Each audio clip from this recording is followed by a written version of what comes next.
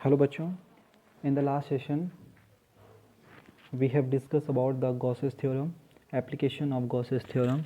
Today we are going to solve some numericals based on Coulomb's law, superposition principle and the conservation of charge. And the first question is if a body gives out 10 to the power 9 electrons every second, how much time is required to get a total charge of 1 coulomb from it? In this question we have given the 10 to the power 9 electrons are emitting per second from a certain body, and we need to calculate the time in which we get a total charge of 1 coulomb. So first of all we have to keep in our mind that what is the quantization of charge.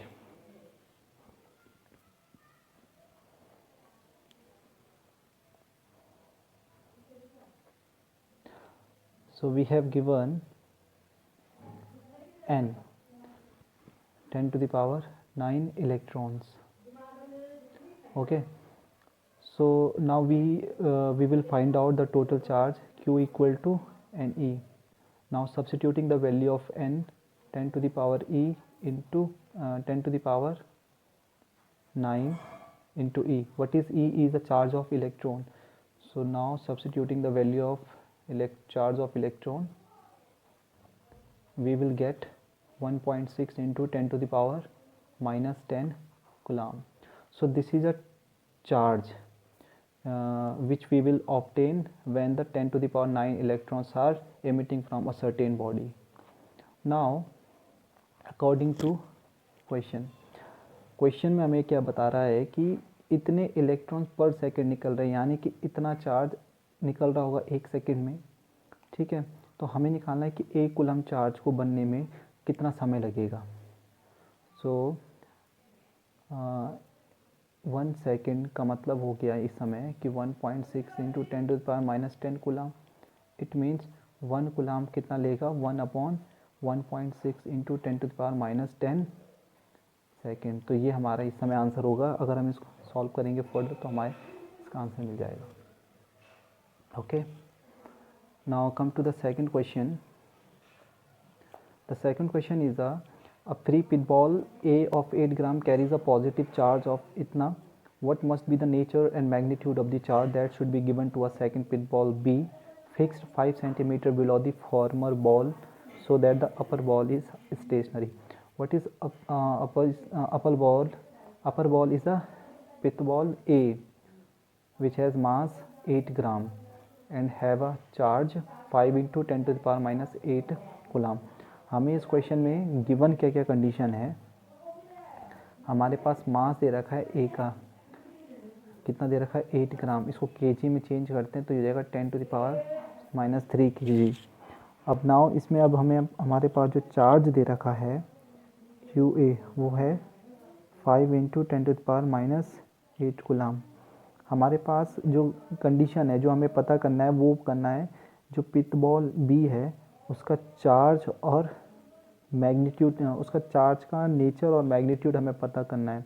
Nature का मतलब है कि जो ball है वो positive nature की है या नेगेटिव नेचर की है, और मैग्नीट्यूड में हमें उसकी वैल्यू कैलकुलेट करनी है. इन दोनों के बीच की जो डिस्टेंस है बॉल की वो हमें 5 सेंटीमीटर दे रखी है, और कंडीशन ये दे रखी है कि जो अपर बॉल है वो सेकेंड वाली बॉल के कारण स्टेशनरी पोजिशन पर रहेगी. अब देखो यहाँ पर हमारे पास जो फर्स्ट बॉल का जो चार्ज दे रखा है वो 5 into 10 to the power minus 8 है, यानी कि it is a positive charge. ये हमारे पास बॉल ए है और ये हमारे पास बॉल बी है. इन दोनों के बीच का जो डिस्टेंस है वो हमारे पास कितना दे रखा है 5 सेंटीमीटर. इसको भी मीटर में चेंज कर देते हैं. ये हमारे पास है, ये हमारे पास डी दे रखा है. अब देखो दोनों ही ये बॉल जब इसके कांटेक्ट में आएगी तो बी बॉल का जो चार्ज होगा वो इसके साथ कैसे होगा, पॉजिटिव रहना चाहिए नेगेटिव. इसमें जो वेट है इसका वो डाउनवर्ड डायरेक्शन में काम करेगा. ओके, इसका जो वेट है वो हमारे पास कहाँ है डाउनवर्ड डायरेक्शन, यानी कि नीचे की तरफ आ रहा है. अगर ये बॉल स्टेशनरी है रेस्ट पर है तो इसका मतलब यहाँ पर जो चार्ज होगा वो इस तरह से इस पर फोर्स लगाए कि इसके वेट को बैलेंस कर दे. अगर इसका अट्रैक्टिव नेचर होता है तो बॉल नीचे ही तरफ आएगी तो स्टेशनरी तो रहेगी नहीं। तो in this case the charge must be positive nature. अगर वो पॉजिटिव नेचर का होगा तभी यहाँ पर the ball uh will experience a repulsive force and that repulsive force will balance its weight and the ball will get in a stationary position. तो यहाँ पर जो फोर्स होगा हमारा वो ऊपर होगा और जो चार्ज होगा हमारा वो कैसे रहने वाला है इसका प्लस क्यू बी नेचर का। So according to question for equilibrium की कंडीशन में जो हमारे पास एफ होगा that will be equal to M A G के बराबर। F what is F is a Coulomb force 1/4 pi epsilon 0 Q A Q B upon D square. Okay, और M A हमारे पास यहाँ पर क्या है 8 इंटू 10⁻³ इंटू 10। यहाँ से हम क्यू बी की वैल्यू निकालेंगे तो 1/4 पाई एप्सिलॉन 0 की वैल्यू होती है 9 इंटू 10⁻⁹। तो 8 इंटू 10⁻² डी स्क्वायर ऊपर चला जाएगा तो 5 इंटू 10⁻² का स्क्वायर अपॉन हमारे पास क्यू ए नीचे आ जाएगा इसके और इसकी वैल्यू भी इसके नीचे।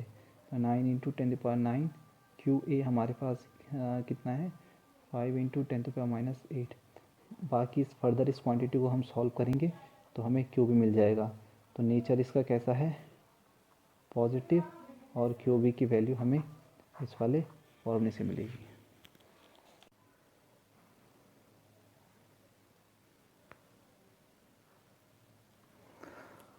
Okay, now come to the third question.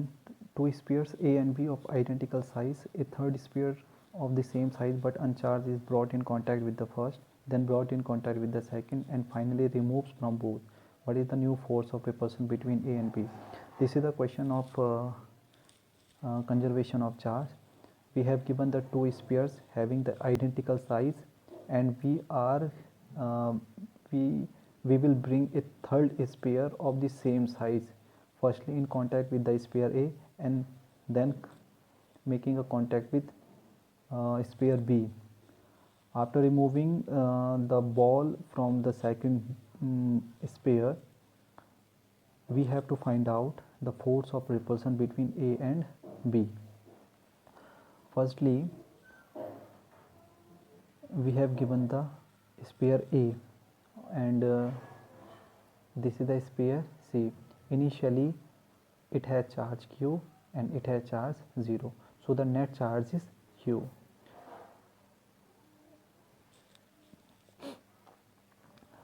जब इन दोनों का इसके बाद आपस में कांटेक्ट होगा तो कांटेक्ट होने के बाद जो A और C है ये आपस में चार्ज को शेयर करेंगे। तो शेयरिंग के बाद जो चार्ज A के पास है Q/2, इसके पास है चार्ज Q/2। अब हमने क्या किया जो नेट है इस केस में Q/2 प्लस Q/2 यानी कि 2, तो कंजर्वेशन ऑफ चार्ज है। अब हमारे पास नेक्स्ट B है और ये हमारे पास C है। इसके पास चार्ज Q है, इसके पास चार्ज Q/2 है। फिर इनका कांटेक्ट होगा तो कांटेक्ट के बाद चार्ज की शेयरिंग होगी। इसके पास कितना हो जाएगा देखो यहाँ पर चार्ज हो गया टोटल 3Q/2, इसका हाफ करेंगे तो it is 3Q/4 and this is 3Q/4। अब हमारे पास जो A और B है इन दोनों के बीच की जो डिस्टेंस है उसको हम D मान लेते हैं या R मान लो। और A के पास कितना चार्ज है Q/2 और इसके पास कितना है 3Q/4। तो नाउ कूलम्ब्स लॉ के अकॉर्डिंग नया जो रिपल्सिव फोर्स बनेगा इन दोनों के लिए that will B 1/4 pi epsilon 0 QA QB upon R²। Value को रहने दो। QA कितना है हमारे पास Q/2 into 3Q/4 upon R², यानी कि ये हो जाएगा हमारे पास Q² अपॉन R², 3/8। तो ये इसका आंसर आ जाएगा। अब हम फोर्थ क्वेश्चन की बात करते हैं।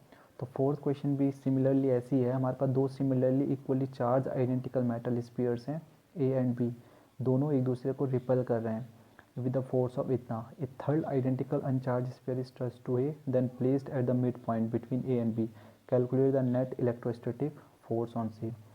हम इसमें क्वेश्चन में गिवन क्या है, ये कह रहा है कि हमारे पास दो मेटल स्पीयर्स हैं, दोनों ही इक्वली चार्ज्ड हैं। अगर इक्वली चार्ज नहीं होते तो ये फोर्स इन दोनों के बीच में सेम भी नहीं रहता। तो हमारे पास ये दो स्पीयर्स हैं ए और बी, इन दोनों के बीच की डिस्टेंस की बात करते हैं। तो दोनों के बीच की जो डिस्टेंस है वो हमारे पास गिवन नहीं है, तो इसको हम ए मान लेते हैं। ओके, इस पे चार्ज क्यू है, इसके पास भी चार्ज क्यू है, तो दोनों सेम फोर्स का एक्सपीरियंस करें। ये इस पे फोर्स लगाएगा तो इस डायरेक्शन में होगा, ये इस पे फोर्स लगाएगा तो इस डायरेक्शन में होगा। तो एफ इस पे भी एक्सपीरियंस करा, एफ इस पे, तो यहाँ पर एफ हमारे पास कितना है 2.0 इंटू 10⁻⁻5 न्यूटन। अब देखो ये थर्ड आइडेंटिकल अनचार्ज स्फीयर को लेकर आते हैं। हमने तीसरी बॉल जैसे यहाँ पर किया था, सी स्फीयर को लाए, इसके साथ कांटेक्ट कराया और उसको एकदम मिड पॉइंट पर प्लेस कर दिया। हमें पता है यहाँ से यहाँ तक की डिस्टेंस हो जाएगी a/2, यहाँ से यहाँ तक की डिस्टेंस a/2। ये चार्ज अब q/2 हो जाएगा, इसके पास चार्ज q/2 है। हमें नेट इलेक्ट्रोस्टैटिक फोर्स निकालना है सी के लिए। तो सी के लिए इलेक्ट्रोस्टैटिक फोर्स निकालने के लिए what we have to do, it is based on the superposition principle. तो ए के कारण सी पर कितना फोर्स लग रहा है, बी के कारण सी पर कितना फोर्स लग रहा है। तो हम लिखेंगे the force on C due to A equal to K q/2 इसके इंटू q/2 अपॉन डिस्टेंस कितनी है a/2 का होल स्क्वायर। तो ये हमारे पास आ जाएगा KQ², 2 2 जा 4 एंड 2 2 जा 4, ये कैंसिल आउट हो जाएगा, तो ये होगा a²। अगर हम बात करते हैं force on C due to B के कारण, तो इसके कारण चार्ज कितना है Q, दूसरे वाले का चार्ज कितना है q/2, डिस्टेंस कितनी है a/2 का स्क्वायर, 2 2 जा 4 ऊपर चला जाएगा तो ये हो जाएगा 2q² अपॉन a²। अब नेट फोर्स निकालेंगे, नेट फोर्स ऑन सी, तो ये हो जाएगा हमारे पास, जो बड़ी क्वांटिटी वो माइनस करेगी छोटी वाली को, तो यहाँ पर आ जाएगा हमारे पास जो जो टर्म कांस्टेंट हैं उसको बाहर ले लो, तो 2 - 1 यानी कि KQ² अपॉन a²। कितना है ये 2.0 इंटू 10⁻⁻5 न्यूटन। तो ये हमारा आंसर है, ठीक है। और नेट फोर्स के कारण हमें जो पता लगेगी डायरेक्शन, वो बी ए के अलोंग रहेगी, इस डायरेक्शन में। अब इसके बाद नेक्स्ट क्वेश्चन की बात करते हैं हम। तो नेक्स्ट क्वेश्चन हमारे पास है, दो फ्री पॉइंट चार्जेस हैं +4e and +e are placed at a distance a apart, where should the third point charge q be placed between them such that entire system में भी इन इक्विलिब्रियम। देखो हमारे पास ना दो पॉइंट चार्जेस हैं, एक point charge हमारे पास है +4e और दूसरा पॉइंट चार्ज हमारे पास +e। इन दोनों के बीच की जो डिस्टेंस है हमारे पास वो a दे रखी है। अब ये कह रहा है कि तीसरे चार्ज को कहाँ पर जाकर हम प्लेस करें कि जो पूरा सिस्टम है उस सिस्टम में ये चार्ज भी आएगा, ये चार्ज और थर्ड चार्ज भी आएगा, कि पूरा इक्विलिब्रियम कंडीशन में चल जाए। इक्विलिब्रियम का मतलब होता है बैलेंस्ड, नेट फोर्स एकदम बिल्कुल जीरो मान के चलो, कोई सब कुछ बैलेंस हो रखा है वहाँ पर। हमें मैग्नीट्यूड भी बताना है और क्यू भी बताना है कि इस पर साइन कितना रहेगा। देखो ई के कारण जब 4e की इंटरेक्शन होगी तो इस पर एक रिपल्सिव फोर्स लगेगा जो इसको बाहर की तरफ भेजेगा। मान कर चलो कि ये हमारे पास f है, ये f' है। अब ये बाहर की तरफ पुश हो रहा है, तो अब इसको बैलेंस करने के लिए जो q चार्ज है कहाँ पर लाना पड़ेगा। मान लो हमने यहाँ पर रख दिया q चार्ज को, तो हमें यहीं पर से कंडीशन क्लियर हो रही है कि जो q है अगर वो रिपल्सिव होगा तो इस पर और नेट फोर्स लगाएगा तो ये और बाहर चलाएगा, तो ये system will not be equilibrium. So to make this system equilibrium, this charge must be of negative nature. तो ये हमारे पास -q वाला चार्ज रहने वाला है। अब ये क्या करेगा, इस पर अट्रैक्टिव फोर्स लगाएगा और इसको अंदर खींच कर लेकर आ जाएगा। तो ये हमारे पास किसके कारण होगा, इसके कारण, ठीक है।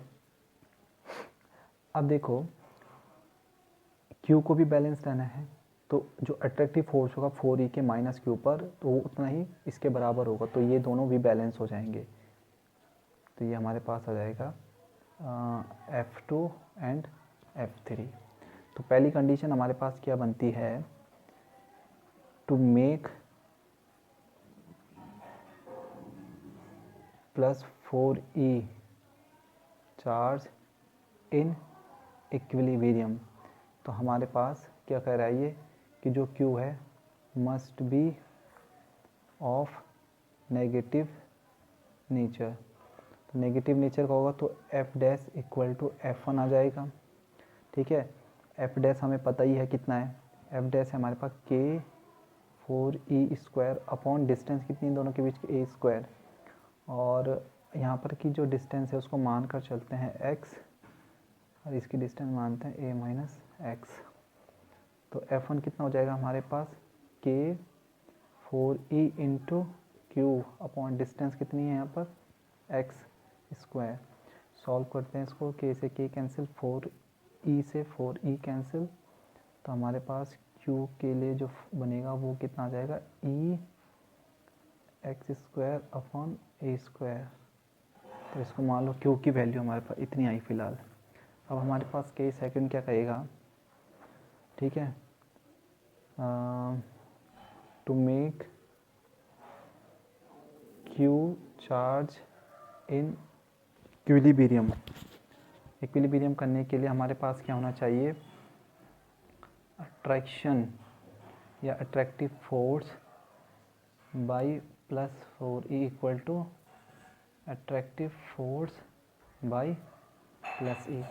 तो यहाँ पर फिर कंडीशन रख देंगे K4E into Q upon distance कितनी है x² इक्वल टू, यहाँ पर हमारे पास क्या हो जाएगा K(E)Q upon a minus X का होल स्क्वायर। ये इसको कैंसिल की से ये कैंसिल, ये सब कैंसिल, हमारे पास क्या बचेगा 4/x² equal to 1/a minus X का होल स्क्वायर। सॉल्व करते हैं इसको तो जाएगा a² plus x² minus 4 to जा 4ax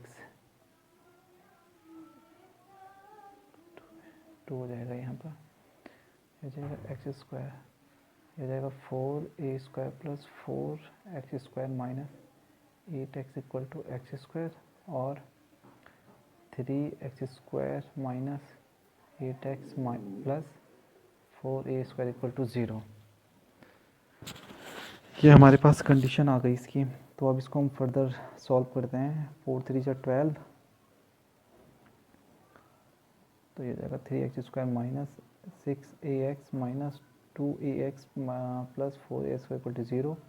3x कॉमन आ जाएगा, x माइनस 2a यहाँ बचेगा माइनस 2a यहाँ से कॉमन ले लेंगे तो x माइनस 2a यहाँ से बचेगा और 3x माइनस 2a एक ये बनेगा और x माइनस 2a एक ये इक्वल टू 0। तो x equal to 2a upon 3 और x इक्वल टू 2a। देखो अगर x को हम मानते हैं 2a तो x 2a होता है तो ये a से ग्रेटर देन है, 2a is greater than a, तो ये पॉसिबल ही नहीं है, तो इसकी वैल्यू ये आ जाएगी x इक्वल टू 2a/3। तो हमारे पास मैग्नीट्यूड भी आ गया है, डिस्टेंस उसके बीच में आ गया और हमें नेचर भी पता लग गया। तो इस तरह से सॉल्व होगा ये क्वेश्चन।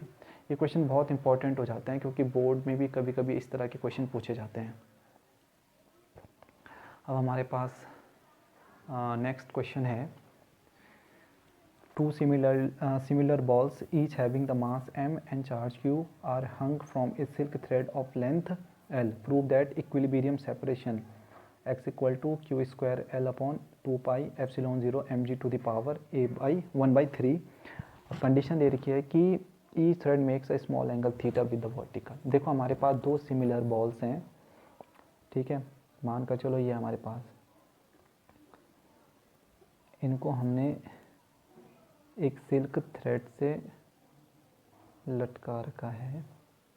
तो एक बॉल ये ले लो और एक बॉल ये मान लो, ठीक है, ये इनकी इक्विलिब्रियम पोजीशन आ जाएगी, मेन पोजीशन, इस वाले एंगल को थीटा कह रखा है और लेंथ ऑफ द स्ट्रिंग हमारे पास ये रही और डिस्टेंस यहाँ पर इन दोनों के बीच का मान लो x, तो यहाँ से यहाँ तक हो जाएगा, ठीक है, m तो ये रहेगा x/2। ये मेन पोजीशन से इतना सेपरेट हो गया हाफ। अब देखो जब ये बॉल इस बॉल के साथ इंटरेक्ट कर रही होगी तो इस पर एक फोर्स एक्सपीरियंस होगा जो कि कितना रहेगा यहाँ पर रिपल्सिव फोर्स F। तो कूलम्ब्स लॉ के अकॉर्डिंग जो F है यहाँ पर वो कितना हो जाएगा K Q square upon distance कितनी x स्क्वायर। देखो इस तरह के क्वेश्चन जब आते हैं तो हमें 9th में डिस्कस किया था कि जब भी कोई एक्सट्रीम पोजीशन पर होता है तो वो अपने रिस्टोरिंग फोर्स के कारण अपनी ओरिजिनल पोजीशन पर आना चाहता है, मेन पोजीशन पर जाना चाहता है। तो इस समय जो बॉल है इसके ऊपर इसका जो वेट है वो इस तरह से mg डाउनवर्ड डायरेक्शन में काम कर रहा है। तो यहाँ पर इसके 2 कंपोनेंट बन जाते हैं, ठीक है। ये हो जाएगा हमारे पास mg cos थीटा और ये हो जाएगा हमारे पास mg sin थीटा। ओके, तो अब यहाँ पर जो mg sin थीटा है ये है हमारे पास क्या, mg sin थीटा हमारे पास क्या है यहाँ पर रिस्टोरिंग फोर्स। देखो यहाँ पर साइन थीटा, इस साइन थीटा को हम कैसे सॉल्व करेंगे, तो यूजिंग अप्रोक्सीमेशन थ्योरी। तो अप्रोक्सीमेशन में हम क्या करेंगे, क्योंकि इसने क्वेश्चन में दे रखा था कि it is making a small angle theta, तो साइन थीटा को हम सिमिलर मान लेंगे थीटा को साथ, लेकिन रेडियन के केस में। तो रेडियन की जो वैल्यू होती है थीटा की वो साइन थीटा के इक्वल ही आएगी। ओके, अगर हम इसको देखना चाहते हैं तो देखो, अगर हम थीटा को मानते हैं 30 डिग्री, ठीक है, तो साइन 30 हमारे पास कितना हो जाएगा 1/2, तो 1/2 का मतलब 0.5। अब रेडियन में देखो हमारे पास थीटा 30 है ना, तो रेडियन में क्या हो जाएगा ये 30 मल्टीप्लाई पाई 180, ये कैंसिल होगा, तो पाई/6 का पाई का मतलब 3.14 डिवाइड बाई ये, तो करेंगे तो 0.5 समथिंग आ रहा है। तो ये वैल्यू इस वैल्यू के बराबर है, इसलिए यहाँ पर साइन थीटा थीटा के बराबर आएगा। तो हमारे पास ये बन जाएगा अब mg theta equal to f। Theta क्या होता है हमारे पास आर्क अपॉन रेडियस, आर्क कितना हमारे पास x/2, तो mg आर्क कितना हमारे पास x/2l, x/2 अपॉन l हो जाएगा। और फोर्स कितना है हमारे पास k Q square upon x square. Okay,